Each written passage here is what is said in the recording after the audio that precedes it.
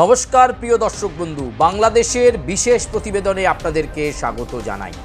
আর 12ই ফেব্রুয়ারি নির্বাচনকে সামনে রেখে আমরা আগেই বলেছি যে রাজনৈতিক শিবিরগুলোর মধ্যে তৎপরতা কী রয়েছে, সেই তৎপরতার খবর আপনাদেরকে বারে বারে আমরা দেব। এবং বিভিন্ন শিবিরের খবর, শুধুমাত্র যে এক পেশে খবর তা নয়, আপনারা বিএনপির খবর, আপনারা আওয়ামী লীগের খবর, আপনারা জামাত শিবিরের খবর, ইসলামপন্থী দলগুলোর খবর, ওয়ার্কার্স পার্টির খবর, বিভিন্ন ধরনের খবর আপনাদের সামনে বাংলাদেশ সংক্রান্ত বিষয়ে আমরা দিয়ে গিয়েছি। আজকেও সেই বিশেষ প্রতিবেদনই আপনাদেরকে সামনে আমরা রাখব। পুরো প্রতিবেদনটা দেখবেন, অবশ্যই কমেন্ট করবেন, লাইক করবেন, বেল আইকনে প্রেস করবেন এবং সাবস্ক্রাইব করবেন।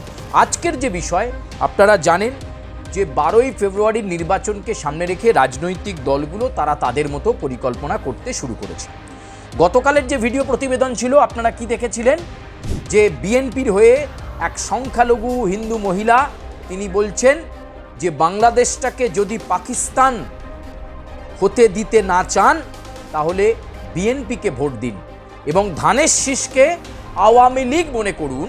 এই বার্তা গতকাল এই ভাইরাল ভিডিও আপনাদের সামনে আমরা রেখেছিলাম এবং তারই একটা বিশেষ প্রতিবেদন আপনাদের সামনে আমরা পেশ করেছিলাম যে বাংলাদেশের এই উদ্ভূত পরিস্থিতিতে অনেকেরই মনে প্রশ্ন জাগছে যে আওয়ামী লীগের ভোটটা তাহলে কোথায় যাবে। আওয়ামী লীগের ওপর থেকে নিষেধাজ্ঞা উঠলো না, শেষমেশ আওয়ামী লীগের ভোটাররা তাহলে কোথায় যাবেন? সেই আওয়ামী লীগের ভোটারদেরকে কাছে টানবার জন্য বিএনপির এই মহিলা একেবারে মাঠের মধ্যে দাঁড়িয়ে বলছেন যে মেয়েদের ইজ্জত যদি বাঁচাতে হয় তাহলে অন্য কোনো শক্তির হাতে বাংলাদেশকে দিয়ে দেবেন না, বাংলাদেশকে দিন বিএনপির হাতে। এই বিএনপি একদিন আওয়ামী লীগকে ফিরিয়ে আনবে, এত বড় কথা ওই মহিলা বলছেন। গতকাল সেই প্রতিবেদন আপনারা দেখেছেন। আজকের যে প্রতিবেদন, আজকের যে বিশেষ বিষয়, সেখানে আমরা দেখাবো যে বিএনপি যেমন সর্বত্র তাদের ভোট ব্যাংককে তৈরি করতে চাইছে, সমাজের সর্বস্তরের মানুষের মধ্যে চলে যেতে চাইছে, এমনকি গুলশানে দিন সাতেক আগে একটি গুরুত্বপূর্ণ বৈঠক হয়েছে, যে বৈঠকে নেতৃত্ব দিয়েছেন তারেক রহমান, বিএনপির শীর্ষ নেতা। সেখানে দেশের বরিষ্ঠ সাংবাদিকদের নিয়ে বৈঠক করেছেন, সাংবাদিকদের পরামর্শ নিয়েছেন তারেক রহমান। সাংবাদিকরা তাকে বলেছেন যে আপনি যেভাবে স্বপ্ন দেখিয়েছেন 17 বছর পর, আই হ্যাভ এ প্ল্যান, সেই প্ল্যানের কথাটা যেন ভুলে যাবেন না। যখনই বাংলাদেশের গদিতে কেউ চলে যায়, মানুষের কথা ভুলে যায়, আপনি সেই মানুষের কথা ভুলে যাবেন না। আই হ্যাভ এ প্ল্যান যে কথাটা বলেছেন, প্রগতিশীল প্রত্যাশিত বাংলাদেশ গঠন করার কথা সেটা বলেছেন, সেই ধারণা সেই ভাবনাটা মাথায় রাখবেন। সাংবাদিকরা বলেছেন এই মুহূর্তে উদ্ভূত পরিস্থিতিতে ভোট হলে বিএনপির দিকেই পাল্লা ভারী। যতই জামাত জোট তৈরি করুক বা শক্তিশালী হিসেবে তারা নিজেদেরকে প্রকাশ করুক, বিএনপির দিকে কিন্তু একটা মানুষের ঝোঁক এই মুহূর্তে রয়েছে। এই কথা বলার পর এই মুহূর্তে তারেক রহমান যেটা নিয়ে সবচেয়ে বেশি ডিস্টার্ব ছিলেন, সবচেয়ে বেশি বিরক্ত ছিলেন, সেটা হচ্ছে দলেরই মধ্যে আদি নেতাদের স্বতন্ত্র প্রার্থী হিসাবে দাঁড়িয়ে যাওয়া, যার ফলে কি বিএনপির যে পকেট ভোট, সেই পকেট ভোট কেটে যাওয়ার একটা সম্ভাবনা তৈরি হয়েছে। ঢাকা, গোপালগঞ্জ, কুমিল্লা, আরও বিভিন্ন জায়গা রয়েছে। মোট 81টা আসন, কম নয়, 81টা আসনে এই ধরনের প্রবলেম দেখা দিচ্ছিল, যেটা নিয়ে অত্যন্ত বিচলিত ছিলেন তারেক রহমান। তাহলে কি তীরে এসে তরি ডুববে, এরকম একটা পরিস্থিতি চলছিল। তিনি সরাসরি তার জটিলতা, তার প্রতিবন্ধকতা সবটাকে ভেঙে দিয়ে গুরুত্বপূর্ণ গোপন বৈঠক করে ফেললেন। গুলশানে এক এক করে বিদ্রোহী নেতাদেরকে ডাকলেন এবং প্রত্যেকটি বিদ্রোহী নেতার সঙ্গে ওয়ান টু ওয়ান কথা বললেন তারেক রহমান। বোঝালেন হয় মনোনয়ন প্রত্যাহার করে নিন, আর নয়তো এখন যদি আর সেই জায়গা না থাকে তাহলে নির্বাচনে অ্যাক্টিভ হবেন না, বিএনপির বিরুদ্ধে প্রচার করবেন না, চুপচাপ বসে যান। বিএনপির ভোট কেটে দিয়ে স্বতন্ত্র প্রার্থী হিসাবে অস্তিত্ব রক্ষার লড়াইয়ে বিরাট কিছু করতে পারবেন না। যদি বাংলাদেশটা জামাতের হাতে চলে যায় তাহলে সর্বনাশ হয়ে যাবে, এভাবেই বিদ্রোহীদেরকে বোঝালেন তারেক রহমান। গুলশানে দিনভর বৈঠক হয়েছে, দিন কয়েক আগেই। আমরা যেটা জানতে পাচ্ছি, প্রায় ৩৯ জন বিদ্রোহী নেতা, যারা স্বতন্ত্র প্রার্থী হিসাবেও অনেকে দাঁড়িয়েছেন, আবার অনেকে বলেছেন দলের সঙ্গে এখন দূরত্ব রাখছেন।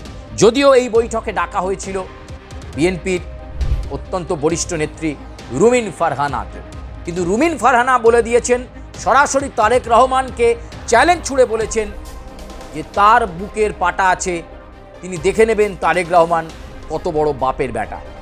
এই বড় কথা বলে তিনি বলেছেন তিনি স্বতন্ত্র প্রার্থী হিসাবে রুমিন ফারহানা দাঁড়িয়েছেন বাংলাদেশে, তিনি আর বিএনপির সঙ্গে কোনো যোগাযোগ রাখতে চান না। কিন্তু পরিস্থিতি হচ্ছে, যদি পরিস্থিতি এমন দাঁড়ায় পরবর্তীকালে আবার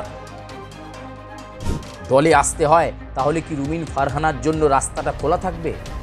এই বিষয়টা সবচেয়ে গুরুত্বপূর্ণ। বিদ্রোহী নেতাদেরকে এটাই বোঝালেন তারেক রহমান যে সবাইকে সবসময় নির্বাচন উদ্ভূত পরিস্থিতিতে প্রার্থী করা সম্ভব নয়। অনেককে তিনি সাংগঠনিক দায়িত্বে সামলাবেন, অনেক পুরনো নেতাকে আগামী দিনে সুযোগ দেওয়া হবে, কিন্তু এভাবে দলের সঙ্গে দূরত্ব তৈরি করে গোঁচ প্রার্থী হয়ে দাঁড়িয়ে বিএনপির ক্ষতিটা না করলেই নয়। পুরনো নেতাদেরকে মনে করিয়েছেন যদি তারা কথা না শোনেন তাহলে কিন্তু বহিষ্কার হতে হবে এবং আগামী দিনে আর বিএনপিতে ফিরে আসার কোনো রাস্তা থাকবে না। আর যদি তারা কথা শোনেন, শান্ত থাকেন, দলবিরোধী কার্যকলাপ না করেন, যারা স্বতন্ত্র প্রার্থী হিসেবে দাঁড়িয়ে পড়েছেন প্রত্যাহার হয়তো করতে পারছেন না, চুপচাপ বাড়িতে বসে থাকেন, কিন্তু বিএনপির যারা ক্ষতি করবেন না তাদেরকে আগামীতে গুরুত্বপূর্ণ দায়িত্বে রাখার কথা গুলশানের বৈঠকে তারেক রহমান জানিয়ে দিলেন। তারেক রহমান একটা বিষয় নিশ্চিত করলেন যে গোঁচ প্রার্থী হিসেবে, স্বতন্ত্র প্রার্থী হিসেবে দাঁড়িয়ে জামাতকে নির্বাচনে জিততে দেবেন না।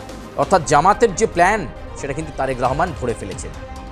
এরকম 81-82টা জায়গায় যেখানে সাংগঠনিকভাবে গণ্ডগোল বিএনপির রয়েছে, সেই জায়গাগুলো জামাত কিন্তু কড়াভাবে প্ল্যান বানিয়েছিল যে এইগুলো বিএনপির থেকে তারা ছিনিয়ে নেবে। সেই জায়গাটা ধরেই কিন্তু সমস্ত প্রতিবন্ধকতা টেনে অনেক বিদ্রোহীদের সঙ্গে তার কথা পর্যন্ত বন্ধ ছিল। এমনকি দেশের বাইরে যখন তারেক রহমান ছিলেন তখন পর্যন্ত যোগাযোগ ছিল না, কিন্তু তিনি নিজে, তারেক রহমান নিজে এই বিদ্রোহী নেতাদেরকে ফোন করে ডাকলেন এবং বরফ গলানোর চেষ্টা করলেন, তাদেরকে বোঝানোর চেষ্টা করলেন এই পরিবর্তিত পরিস্থিতিতে যে প্ল্যানের কথা তিনি সম্বর্ধনার মঞ্চে 8.5 লক্ষ মানুষের সামনে বলেছেন, খালেদা জিয়ার স্মৃতিকে সামনে রেখে যে কথা তিনি বলেছেন, মুক্তিযুদ্ধদের স্মরণ করে যে কথা তিনি বলেছেন, ওসমান হাদিকে স্মরণ করে যে কথা তিনি বলেছেন, প্রত্যাশিত বাংলাদেশ গড়বে। সেই প্রত্যাশিত বাংলাদেশ গড়তে গেলে তার পুরনো নেতাকেও লাগবে, নতুন নেতাকেও লাগবে। আদি নব্য উভয়কে সঙ্গে নিয়ে তারেক রহমান চলতে চান। বিদ্রোহী নেতাদের তিনি বোঝালেন যে সবসময় প্রার্থী হলেই দলের মধ্যে গুরুত্ব বাড়বে এমনটা নয়। তিনি এই বিএনপিকে পরিবর্তিত বিএনপি বানাতে চান, তার জন্য সময় দিতে হবে। বিদ্রোহী নেতারা কথা শুনেছেন, অনেকে রিটেন কনসেন্ট দিয়েছেন, মোচলেখা দিয়েছেন যে না, কোনো দলবিরোধী কাজ করবেন না। অনেকে বলেছেন এখনই স্বতন্ত্র প্রার্থী হিসাবে যেটা দাঁড়িয়েছেন সেই প্রার্থী পদ প্রত্যাহার করে নিচ্ছেন। এখন দেখার যে কতটা ফ্রুটফুল হলো গুলশানের এই গোপন বৈঠক। এই যে 39 জনেরও বেশি বিদ্রোহী নেতার সঙ্গে তারেক রহমান বৈঠক করলেন, কতটা তিনি সমর্থ হলেন এই বিদ্রোহীদেরকে বোঝাতে। কারণ তিনি জানেন জামাত, এনসিপি, এলডিপি এছাড়াও ইসলামপন্থী দলগুলোর সঙ্গে তারা জোট করেছে। সেই সঙ্গে তারেক রহমান যখন গুলশানে বিদ্রোহীদের নিয়ে বৈঠক করছেন, তখন মাহমুদুর রহমান তার পক্ষ থেকেও পরামর্শ এলো, গুরুত্বপূর্ণ পরামর্শ এলো তারেক রহমানের কাছে। তারেকের কাছে মাহমুদুর রহমান বার্তা পাঠিয়ে দিলেন যে যাদেরকে জোট সঙ্গী করে চলছো সেই জোট সঙ্গী নিয়েও সাবধানে থেকো। এরা কিন্তু অতীতে বিএনপি বিরোধী কাজ করেছে, এরা কিন্তু অতীতে বাংলাদেশের ক্ষতি করেছে। চীনের সঙ্গে সখ্যতা বাড়াতে গিয়ে, চীনের সঙ্গে সম্পর্ক ভালো করতে গিয়ে ওয়ার্কার্স পার্টি এমন আসনে জিতবে না, তাদেরকে বেশি করে সিট ছেড়ে দিয়ে ভুল করছো। এছাড়াও গণসংহতি ছাড়াও আরও বিভিন্ন জোট সঙ্গী রয়েছে বিএনপি, তাদের ব্যাপারে মাহমুদুর রহমান অনেক ইতিহাস, অনেক কথা তারেক রহমানকে মনে করিয়ে দিলেন, সতর্ক হতে বললেন তারেক রহমান। তাহলে এই মুহূর্তে দেশের যা পরিস্থিতি, দেশের বরিষ্ঠ নেতারা, গুরুত্বপূর্ণ ব্যক্তিরা তারেক রহমানকেই যোগ্য বলে মনে করছে, তাই তো তার কাছে পরামর্শ আসছে। কখনো মাহমুদুর রহমান, কখনো অন্য কেউ, এমনকি প্রতিবেশী দেশ ভারতবর্ষ তারেক রহমানকে কিন্তু পরিবর্তিত পরিস্থিতিতে পছন্দ করছে, যাতে বাংলাদেশের প্রধানমন্ত্রী হিসাবে 12ই ফেব্রুয়ারি নির্বাচিত হয়ে আসেন তারেক রহমান। ভারতবর্ষও সেটা চাইছে, কূটনৈতিক মাধ্যমেও সেই বার্তা তার কাছে পৌঁছেছে। আর সেই স্বাবলম্বী, সেই পরিণত মস্তিষ্কই দেখানোর চেষ্টা করছেন নিজেকে তারেক রহমান। গুলশানের বৈঠক, বিদ্রোহীদের শান্ত করার এই বৈঠক তার প্রমাণ। প্রিয় দর্শক বন্ধু, আজকের মতো এ পর্যন্তই। বাংলাদেশ সংক্রান্ত বিশেষ প্রতিবেদন নিয়ে আবার দেখা হবে।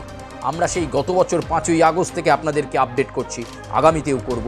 এবং 12ই ফেব্রুয়ারি নির্বাচন কতটা সুষ্ঠু, কতটা অবাধ, কতটা শান্তিপূর্ণ এবং মানুষের অংশগ্রহণ থাকলো, তার দিকে নজর থাকলো। ধন্যবাদ।